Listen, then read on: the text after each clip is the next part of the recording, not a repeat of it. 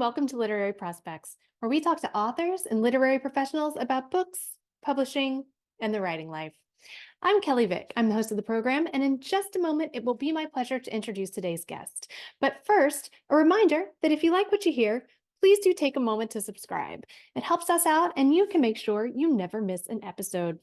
Also, we've opened a Literary Prospects shop, so if you're looking for bookish shirts, totes, and gifts, please check that out at literaryprospects.etsy.com. And to grab books featured on the podcast and check out more curated book lists, you can visit the Literary Prospects bookstore on bookshop.org. And last, but certainly not least, if you're interested in extra content on querying and publishing that's only for our members, please consider joining the Literary Prospects Patreon at patreon.com/literary prospects. We'll leave all those links below in the show notes. And now, let's introduce today's guest. Laura Stanfill is the award-winning publisher of Forest Avenue Press and the author of the historical novel Singing Lessons for the Stylish Canary. Her craft book, Imagine a Door, a writer's guide to unlocking your story, choosing a publishing path, and honoring the creative journey, is out now. Laura is a graduate of Vassar College and the Yale Publishing Course, which she attended thanks to a scholarship from the Independent Book Publishers Association. She lives in Portland, Oregon. Laura Stanfill, thank you so much for being here today to discuss your new craft book and publishing guide, Imagine a Door. Author Judy Reeves says reading Imagine a Door is like taking a course in book publishing with field trips into the writing process and a writing life itself. Author Laura Stanfill is our warm and generous teacher and guide who answers our questions with knowledgeable insight, real-life examples, and sincere caring about the art and the artist. Author Mo Daviau says, this book contains vital information, especially if you're anxious about putting your work into the world. Imagine a Door is a guide, a balm, and a blessing. And author Nancy Townsley calls it a treasure trove for writers. So, with that, what can you tell us about Imagine a Door? How do you describe the book? It has depended on the year. I've been working on this book since 2016. Wow. And originally I thought of it as sort of the keys to the castle, the opening of how publishing works from the other side of the desk for all of us unpublished writers. Mm-hmm.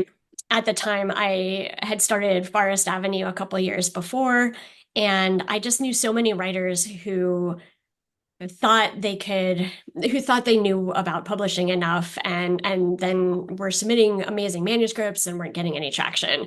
And so I thought, okay, what is needed is we need to figure out what's actually going on and how it works. And I'm going to make a book and I'll report back, friends. So, I mean, getting into publishing was really to learn how it works, to share it with other writers. And so in some ways, like Forest Avenue became a company because I wanted to learn how it all works. And so I made a lot of mistakes early on. A couple years in, I started writing Imagine a Door. Now, what I say is quite a bit different because it turned into a project about my exploration, almost a memoir thread holding the pieces together of my life as a writer, my life as a publisher. And I interviewed 75 plus authors, editors, publishers, agents to incorporate their voices and their stories as well. So to me, it feels like a community guide. And my hope or my intent behind it is if we know how it works and we know a lot of it is smoke and mirrors or so on social media, then we will not feel so bad about ourselves when we get a rejection or when we get a sales report, we don't like our numbers. So it's very much recentering the craft. Yeah. As a priority. You mentioned that you are not just a published author, you are also a publisher. So, can Mhm. you talk a little bit more about that, the work that you do at Forest Avenue and how that came to be? Yeah, absolutely. In 2012, I had a colicky baby and she was screaming all the time. And I realized I needed to do something with my brain to keep my body anchored Mm. while I was going through the grief process of having this little adorable munchkin who I couldn't calm. So I decided to make a book and then I made more books. But it became I didn't intend to become a publisher. I just wanted to make a book that celebrated community initially. Mm. And I don't know if you ever ran across the espresso book machines. I'm throwing it way back now. I Um, didn't. they are kind of like glorified printer copiers that will print and bind and glue a cover onto a book. And the book will pop out of a chute, kind of like Oh, a piece of bubble cool. gum. So Very cool. Powell's in 2012 or 2011, somewhere back then, got a machine and brought it in. And I reached out to the staff and said, "How do you make a book?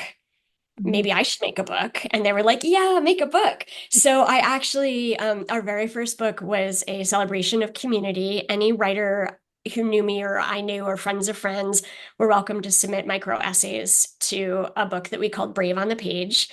And then we printed it inside Powell's, the large independent bookstore. So, and it was fun. And I, at that point, only had the plans to do one. And Mhm. the idea behind it was that we have famous writers in Portland, but we have so many more writers doing work. And that work is also important. And so I wanted to create a statement piece about all of us who were diligently looking for our debut. Um, Mhm. so that led to more books. And how's it going now? What are you doing at Forest Avenue? I am the publisher. I also do the developmental editing and the art direction. I work with a lot of freelancers. The business itself is me, like I'm also the accounting department, not my favorite.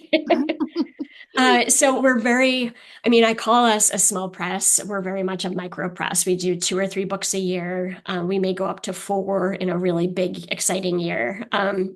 But we also have national distribution through Publishers Group West. So when an author signs on with Forest Avenue, and this is distribution's like my jam. I really love talking about it. But when Great.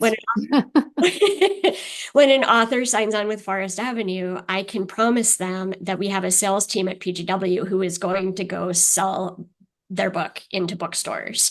And a lot of the time, when small press authors get signed, they expect all the bookstores will carry their books, and they don't know the mechanism of how or whether the press they're signing with actually has favorable terms for bookstores or not. And so I'm on a mission, despite having so few titles, to get them out really widely and to give authors that dream of being able to walk into a store and see their book on the shelf without knowing if it would be there or not. So to me, it's all about independent bookstores, I guess. Yeah. I'd like to talk a little bit more about distribution because this is one of the things that you kind of go into and try to demystify in Imagine a Door as well. And it's one of these things that most of us do not understand, myself included. So, can you talk about just a little bit about the tip of the iceberg kind of distribution and how that what it is and how it works, really. Excellent. As we know, there's when we make books, we're making them to sell into marketplaces. Mhm. And it's like any other business where you make a product, the product has to move from the manufacturing or the printing into the hands of the customers. Some of that can be done online. A lot of people go to that giant site that begins with A, which I urge my authors not to support or share to because it undermines our relationships with independent bookstores. Mm. Um, Mhm. little side flag there. But so not all presses are distributed in a way that can get into independent bookstores. Mhm. And the way we can is because we have distribution. And so the marketing, the the widget moving through the system works like this. I press the print button, I confirm the proof, and it gets printed, a book gets printed in the Midwest. At Mhm. that point, we ship copies to our Ingram warehouse in Tennessee. And then, meanwhile, our field sales reps have been out to local bookstores in their regions saying, "Hey, here's the latest from Forest Avenue." And the bookstore will buy a copy, maybe two copies. It's not, I'm never looking for a huge mega sale per bookstore, but I love it when a bookstore takes one or two and Mhm. says, "Yeah, we'll give this a try." Um, and then the books in the warehouse get shipped out because those orders have come in. And so it's very hands-on in terms of there's a team out there promoting our books and wanting people to bring them into their stores. It's very different from print on demand, which is, I started using print on demand. A Mhm. lot of people confuse print on demand and distribution. Mm, But what mhm. print on demand does is distribute your data. So if you have a print on demand book, it's a great way a lot of publishers work because the overhead is less. I'm printing thousands of copies and mailing them to Tennessee. That's like money. Yeah. Print on demand, if somebody buys your book, the print cost comes out of the cover price. And so Mhm. you're not upfronting cost for thousands of books. So it's a very viable method. It's allowed self-publishing to increase and flourish. It's allowed a lot of micro presses to become fully independent small presses and grow their catalogs. But print on demand is when the publisher puts the data about the book into the Ingram catalog. But Mhm. Ingram isn't doing distribution. Ingram is fulfilling any orders that come in. And the Oh. difference is those sales reps, right? I have Mhm. my books are actually physical objects that have to be moved out of the warehouse. And there's a whole team of people trying to get them to be sold out of the warehouse into stores and Mhm. then from stores to customers. Mhm. And so it's just a different model. And I think a lot of the time, authors sign with print on demand presses who say they're distributed with Ingram. I made that mistake when I started too. I Mhm. thought that because I was using Ingram for print on demand, that Ingram was my distributor. But I Mhm. didn't have a contract for distribution. I didn't have warehouses, cases full in the Mhm. warehouse. Mhm. Um, it's a different model. And with print on demand, it can be harder to sell your books to bookstores because you don't have that salesperson and you don't have a network of people trying to get the book in. So it really comes down to the author, any efforts the publisher will make. Whereas my job isn't to sell the books into stores, my job is to get publicity and marketing Mhm. hits so that customers come to the bookstores and then to support our booksellers sell in also. That's so interesting. And thank you so much for clarifying that because that really makes a lot of sense to me. And for some reason, it's just that missing piece Mhm. of actually we're getting the word out. People are wanting the books, but where do they get the books? If you want them on the shelves in the independent bookstores, then you have to have those reps that are actually going out and talking with the independent Yeah. store owners so that they will then order the books to be put on there. On Exactly. One of my debut authors, David Chiminello, he wrote The Queen of Steeplechase Park, and he worked on it for 20 years. And it's the story of his great aunt. And he went down to San Francisco to do an event reading at Fabulosa Books, which is a wonderful queer independent bookstore. Mm. And he wanted to go see City Lights. And he walked into City Lights, this iconic bookstore with deep queer roots. And it's like one of those stores Mhm. and they had his book on the shelf. Oh, And to me, it's like that. I think they may have had one or two copies, but to me, that's why I do all of this. And that's why distribution is so important to me, is because I want someone like David, who's put it's his life's work, to walk into a store and look around and find his work on the shelf. that is, to me, that is the magic that was sold to me as a little kid. I always wanted not just a book out in the world, I wanted a book out on a bookshelf somewhere and Yeah. that somebody could go buy or look it up under my last name. Yeah. So, Yeah. and then the reason I'm so passionate about this is because a lot of authors just don't know when they sign, mostly because it's not a very transparent part of the process for anybody. And so a lot of Mhm. publishers um, think they have distribution because they've never actually had a conversation with a distributor or with a distributed press. So they don't actually know all the pieces that are missing. We can put a lot of metadata into the system that makes our books show up in ways that books without distribution don't have that advantage Mhm. online.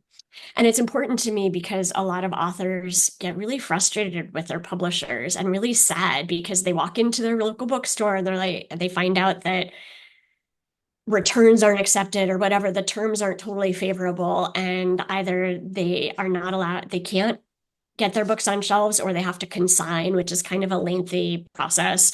I mean, Mhm. it works, but it doesn't create the magic of walking into a store and finding your book there when Yeah. you have brought the book in your minivan and handed three copies over Right. at the desk and signed a piece of paper. So Yeah. to me, none of the methods are or ways of getting books into the world are wrong. There are a lot of great I'm sure there are a lot of POD publishers that do a lot more in numbers than I do, because of how they're set up and they don't have this huge overhead. But it's important to talk about it because otherwise authors feel like it's their fault or they feel like their publisher has done something wrong. And then people complain and there's we're creative people. We should be writing. We shouldn't be like lamenting our sales or feeling like someone else has it better than us because of how a distribution model works. Because it's a Yeah. model, it's a system, it's a widget mover. Um, Mhm. and that we shouldn't take personally. So that's why I talk about distribution. How, what should authors be looking for when signing with a publisher? You said it's not always super upfront, the distribution and how it works. Are there particular things that people should be, particular verbiage that people should be looking for in contracts, or how do they find out? I think the best way is just to ask the person before you sign the contract.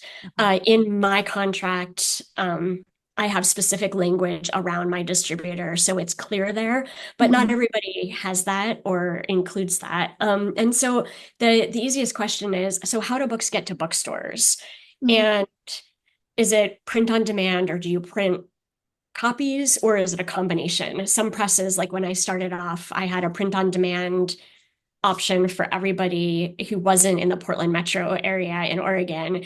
And Mhm. then all the bookstores locally, I would drive my minivan with the box of books and I would drop off the three copies and consign them on behalf of my author.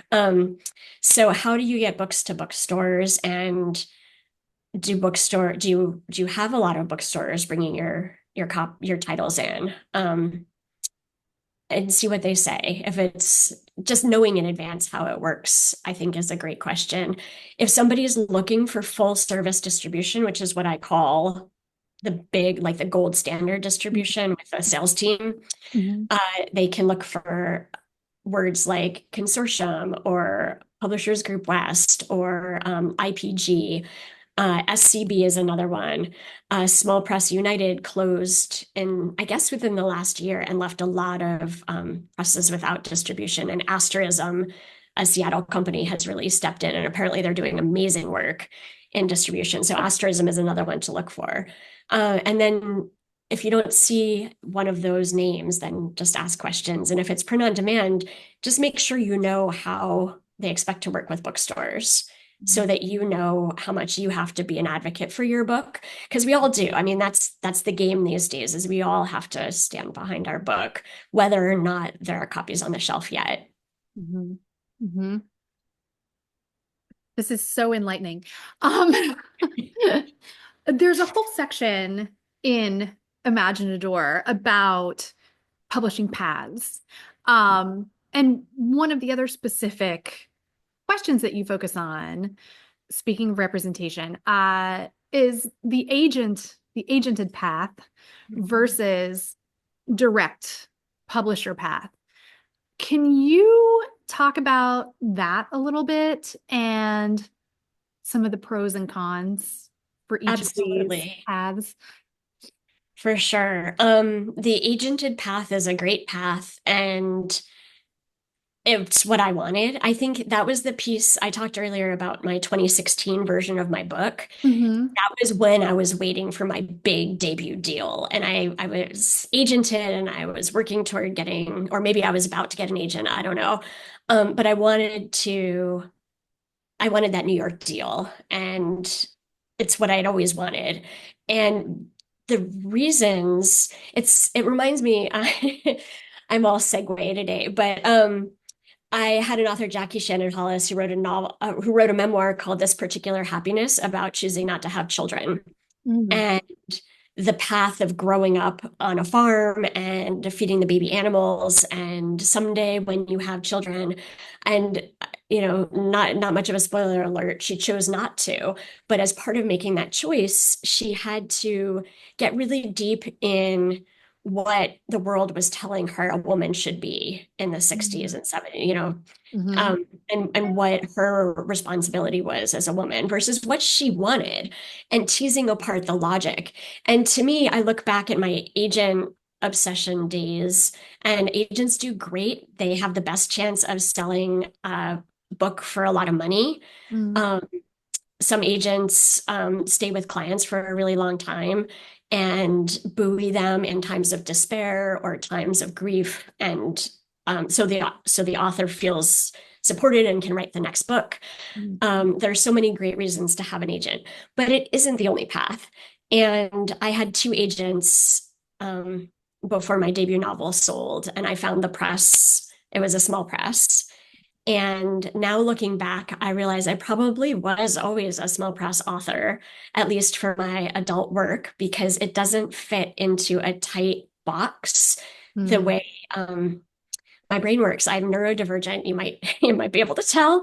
And so my brain thinks in pauses and em dashes and poetry. And the voice in my novels comes from that deep knowing of myself and the exploration that occurs when it's just me and my laptop and I'm not feeling judged by anybody. Mm-hmm. And that's different than setting out to write a crisp, fast-moving book, or a commercial book, if you will. I Mm-hmm. mean, publishing is all about commercial, turning art and making it commercial. So I use that with a little bit of trepidation, but my book fits very nicely with whimsical, wondrous storytelling, and a lot of that can be found at the small press level. Mm-hmm. Small presses, when I started, I felt like that would be giving up or that would be the second or third tier. But it turns out they're now my number one preference. I have a novel out on submission right now with small presses, and it's exciting. And it's very much about aligning what I've written with what other people say they're looking for. Because there are so many submissions, so many novels looking for homes and manuscripts, memoirs as well. And the best way you can find a small press is by reading their work and interviews with their authors and seeing if your work has a similar cadence or a similar topic or is playful in the same way or is deeply traumatic or coming from a place of deep grief. um, and see, because there are so many small presses and none of them are right or wrong for your book, but they know what they're looking for. Mm-hmm. And I've noticed in our recent open submission period for Forest Avenue, so many more people understood what we were doing than in the past. And so I feel like writers are getting a lot smarter about, oh, you should probably do some reading first rather than trying to throw a manuscript somewhere. We've also gotten clearer on what we are asking for. And because of what's going on in our country right now, we specifically were looking for uplift and joy and playfulness in storytelling. Mm-hmm. And so a lot of our submissions just nailed that. And it's been really hard to choose. You'll have to expand. You can grow now and I more. am thinking we can go up a couple titles. I mean, I'm the funnel, I'm the clog in the funnel. Like it all goes through my brain and my sensibilities. And I don't want to grow to have an office. I'm not planning to have a have multiple staff members. I work with a lot of amazing people as advisors and paid freelancers, paid consultants. But yeah, how I can grow and make that number of titles a little bit bigger to make sure I can keep everything I love or most of what I love seems important. But yeah, the other thing about small presses is that it's very personal and you may get that in pieces with the big five. I don't know because that gate has never opened for me and I'm not actively trying to get in anymore.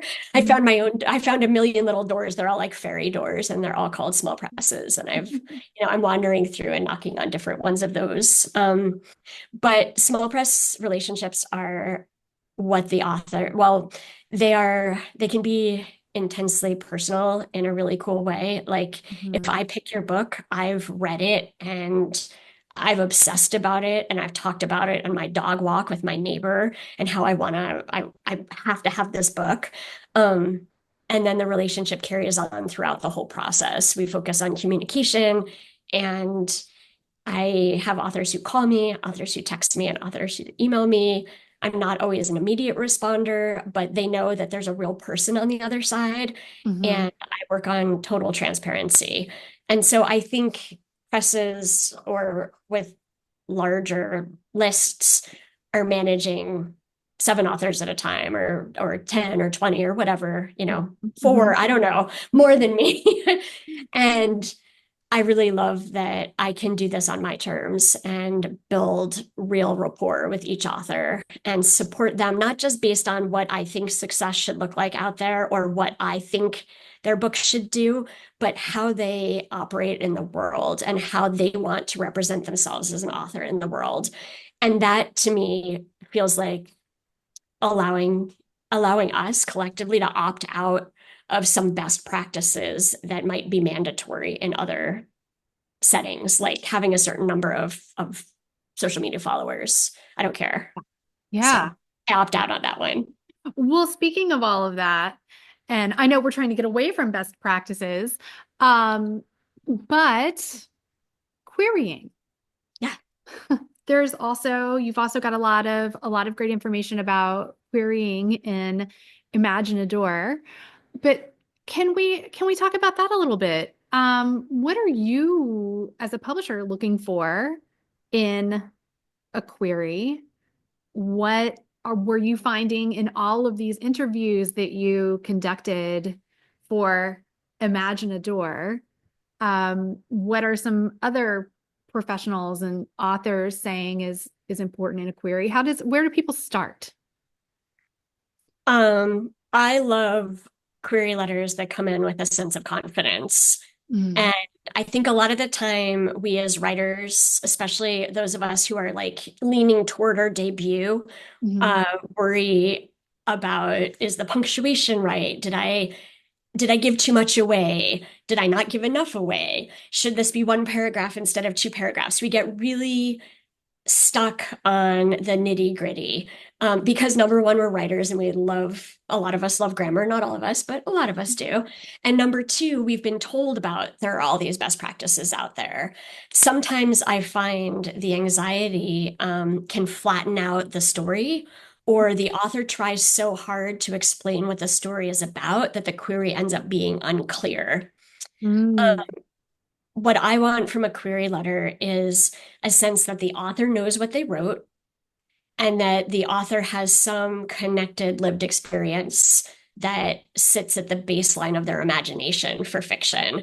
For instance, I was pitched and accepted a book by Ramiza Shimoon. She wrote a novel called The Royal Abduls, and her cultural history was Indian and also Muslim.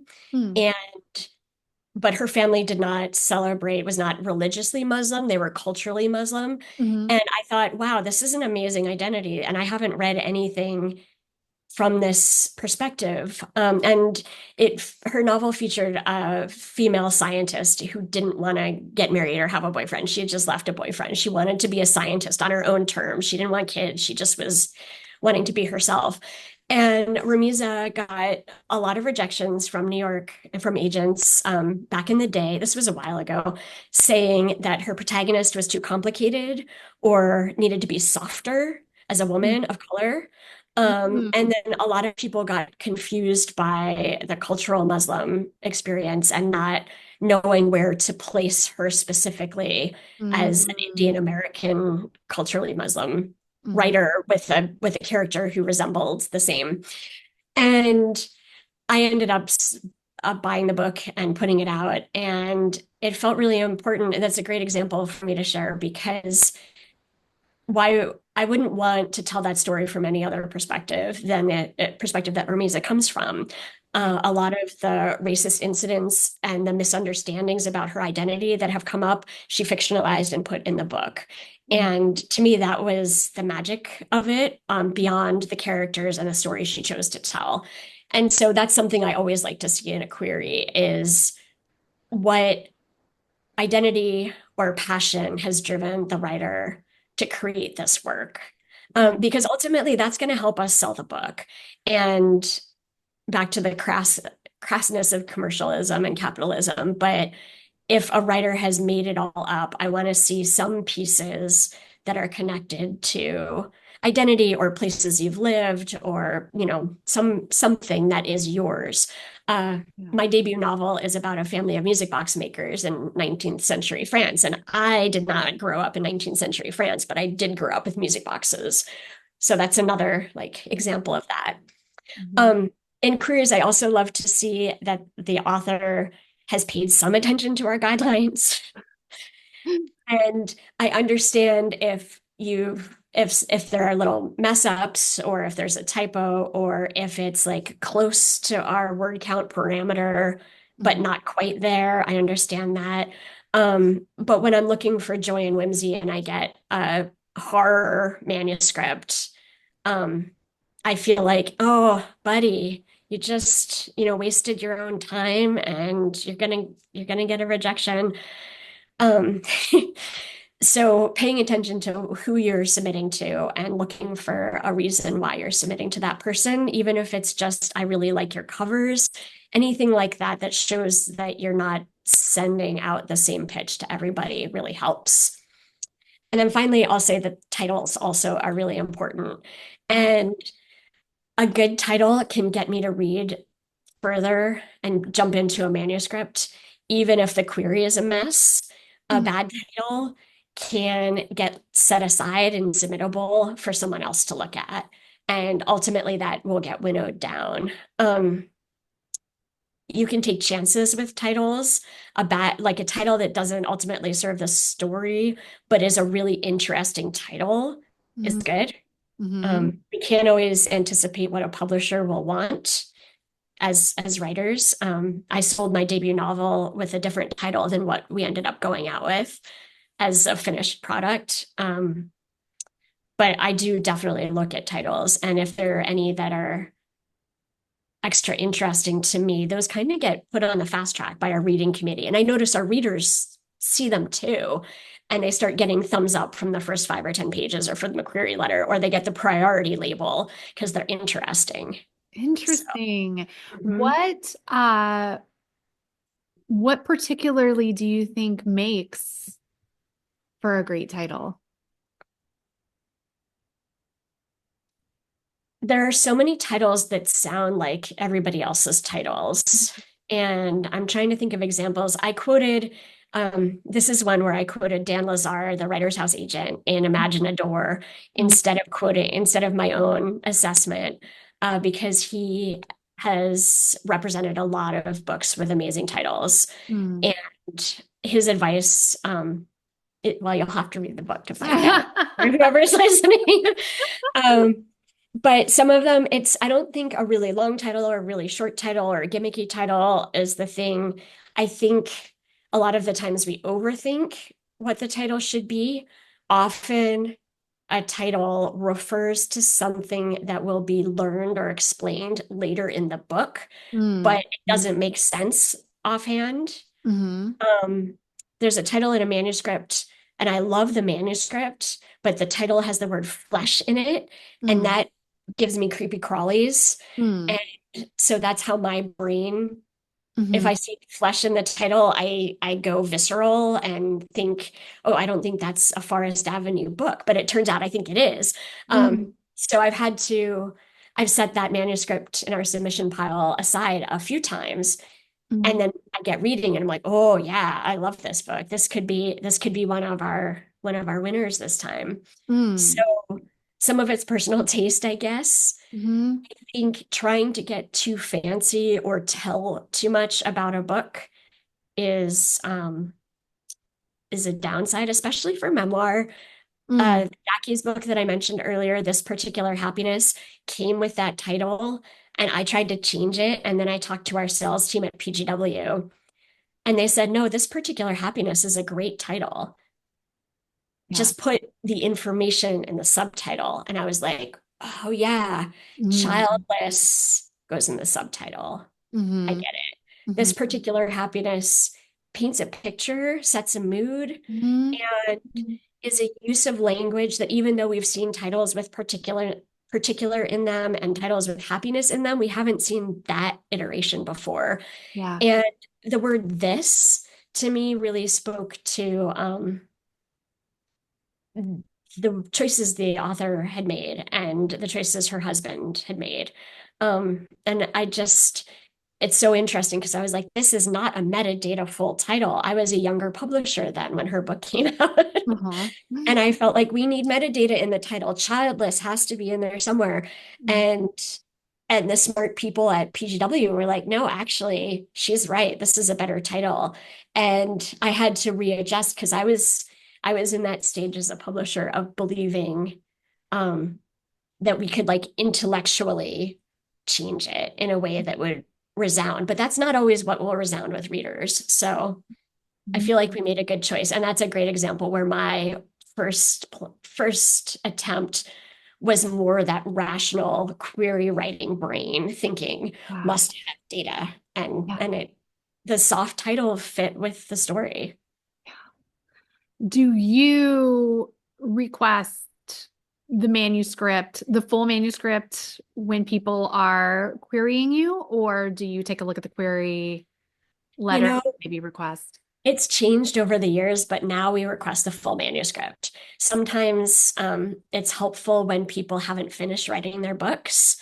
Mm. And in the old days, when I would ask for 50 pages or 25 pages, and then I would ask for the rest, it hadn't been edited all the way, or it needed another revision, or the last scene wasn't right. Mm. And so we've sort of sifted out a lot of the self-doubt for writers by asking for a full manuscript. And then we read what we can. Sometimes we know really early on from the scene or the story, there's a gold a gold nugget at the center of everybody's work. Especially, I mean, I mostly accept fiction, and when we're open for submissions, it's fiction only. So I'm talking specifically novels here. But there's this beingness, this beauty and brilliance of the story kernel, or Mm. the gold nugget, that tells us a lot about what the book is going to be like. And yes, the language matters intensely. And yes, the arc and storytelling matter. But because we're a micro press and we take so few titles, we're really looking at that seed or that nugget or that bit of shiny glass at the center of the story and seeing how it sparkles. And if that exists, we're going to read that book. And there are a lot of times that seed or that kernel or that nugget is not at all a Forest Avenue book, but it's brilliant. And I can see someone else doing great with it. In that case, we write a personal rejection, and let them know that this really sparked us and engaged us, but it doesn't fit with what we're looking at for 26, 2026, 2027 titles, for instance. Um, So I think we do spend a lot of time working on mechanics and wanting to revise, or the worst feeling is after you submitted your book and you go back and you revise it and then you want to send it again. And then don't do that. It's not the best choice, even if you know your new title is better or your work is better, because the people on the other end are going to be editing your work anyway if they love it. And you just need to wait. And if they come back and they're interested or you're a semifinalist, you can say, hey, can I send an updated version now? If you must, but even then it's risky. You just kind of have to submit it and wait. There'll How be time to change stuff later. Yeah. how did you come to writing? I was intensely shy as a child. I was so shy that my best friend would lead me around in preschool and kindergarten by the hand, and I would cover my eyes with my elbow and not make eye contact with anybody. So I had all sorts of language and ideas bubbling all the time in me, and it was almost too much. I didn't know, and I knew there were rules as a child. I knew there were things you were allowed to say and things you were not allowed to say, and I didn't really know where those delineations were. Mm. So I just let Bess move me around the world and talk for me and be there for me. And then she moved, and I had to find a way to speak for myself. So I started writing little stories in the back of elementary school in class. We would finish our assignment, and they had the manila paper, which was really thick and grainy.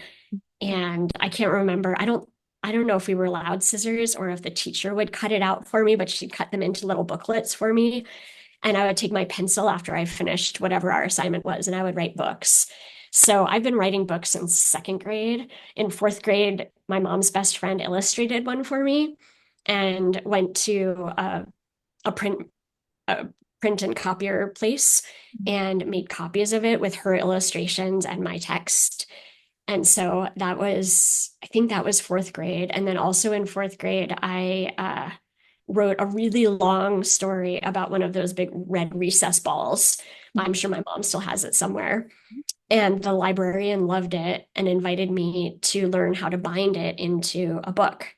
And so I got pulled out of class and brought to the library, and I bound that into a story. And so that was Forest Avenue School in New Jersey. And I named my press after that librarian and that experience of being seen for communicating with language on the page. I still was not very talky in real life, but I could put my words and my imagination down on paper, and people could hear me that way. Mhm. I love that story so much. And then what was the road to publication like for you? We talked about it a little bit before, the sort of initially thinking that you wanted to go, agent and Big Five and then going small press. But can you kind of take us through that a little more from beginning to end, what that journey was Absolutely. with your debut? It's a great question. Well, I had a couple manuscripts before my debut that were supposed to be my debut, and and they weren't. And I am going to silence my. Okay, good. Okay. So when with the book that became my debut, it came out into the world in 2022 from Lanternfish Press, which is a wonderful publishing house based in Philly. And the title we went with was Singing Lessons for the Stylish Canary, which gets a sense of whimsy and playfulness and canary training, which is a major theme in my novel. It gets all of that into the title. Mm. So I think it was a really good choice of the editor and the publicity team there to use that title. But I had been working on that novel for 15 years. I had baby number one, and again, like it's so interesting as I think when I had children, they insisted a response, Whereas when I was younger, I didn't have to speak up because nobody was expecting me to. And Mm. so I got better at it in my 20s, but when I had children, they need responses all the time, and the world responds to them. And then I needed, as the mother, to respond to the world. And so Mm. I motherhood changed the kinds of stories I wanted to tell Mm. and got me clearer on my identity and why I was a storyteller and that what I had to say mattered. So Mm. that was kind of cool. But singing lessons started out as a concept when my first child was little and came out when they were a teenager. So about 15 years of writing, revising, I had one agent for that book after a lot of revise and resubmits from other agents, and I kept changing it for them. And it was like, well, that's not quite what I meant. I looked back fairly recently and found a wonderful letter from a powerhouse agent who said, I love this work. This is so original and so fresh. And also, I don't think this is a New York book. I don't think it's commercial in the same way that the editors I sell to are looking for. But I also don't want you to change it for that. And I was like, no, I must change it. And so I did, and I messed it up and had to spend a couple, maybe 5 more years fixing it with my agent, just revising and taking out all the twists and mistakes I had put in trying to listen to someone else's voice about what the book should be. Mm-hmm. And it's turns out, spoiler, it still was not a New York book. Um, but my agent agreed to let me look for some small presses, and I found Lanternfish, and I just saw our alignment so clearly, and I thought, well, maybe this is it. And sure enough, I got an acceptance, and that was one of those submittable, just querying, not knowing anybody at the press, Wow. not pushing my weight around as a publisher. I mean, I think it said that I am a publisher in my query letter, but it was just submitting my book for what my book was, and they saw it and they loved it and they chose it. And so I ended up having a fabulous debut experience. And wishing had listened to that smart agent and listened to my heart a lot sooner. Although I loved working with my agent too, and I would have missed those years I had with her. So I don't know. Well, what do you know now? It's a usual question that I like to ask. It seems like a great follow-on. Now, what do you know now that you wish you had known before publishing your debut? Excellent question. Um, I wish I had known how good my work was and believed it before that iteration, that incarnation of it. I think if I had, I mean, I already shared the image of me as a little kid with my friend pulling me along by the hand. I did that for too many years as a writer. I even even though I was running a publishing house parallel to my creative writing process, I still wanted other people to lead me by the hand and tell me what they could see in my work and what they thought my work could be, because I didn't think I was good enough. I didn't think me alone was telling a story that worked because it wasn't a New York book. I discounted my own intuition about it. And the book had so many different endings. And the ending that's there, I'm happy with. I think we landed it in the right spot. The iteration of the book that is out in the world, I love it. I think certainly we went through a deep editorial process with Lanternfish, and the book got to be so much better with the care and attention of their editor, Christine.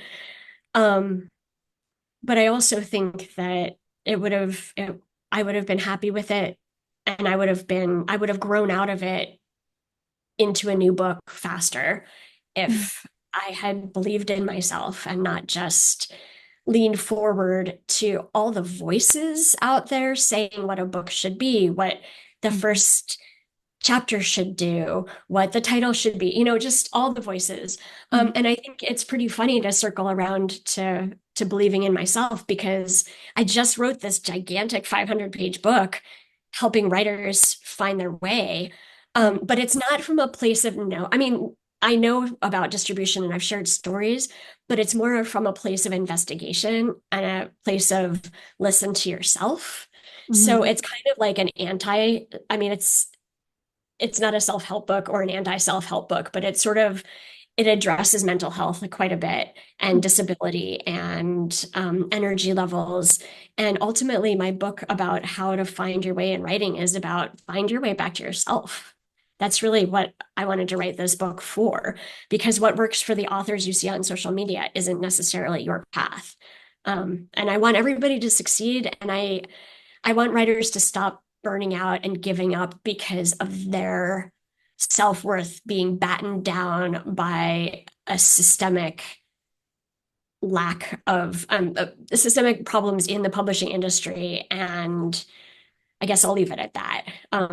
There are just so many, it's a machine, it's a commercial machine. And when writers stop putting their voices out there because they're frustrated at the machine, or they get mad at individual publishers because they can't give them something that someone else on an Insta reel got. It just feels yucky. So Yeah. Yeah.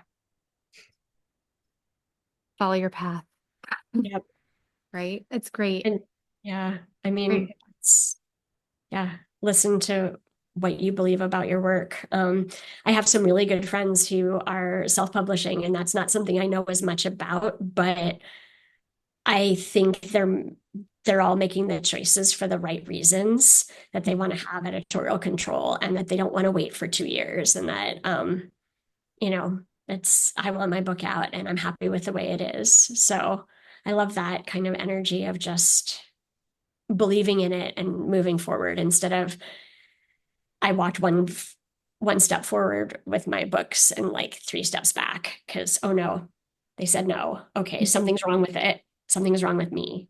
And Mhm. it wasn't true. It's wonderful, wonderful points and wonderful advice. Thank you, Laura. Traditional last question. We have a traditional last question on the podcast.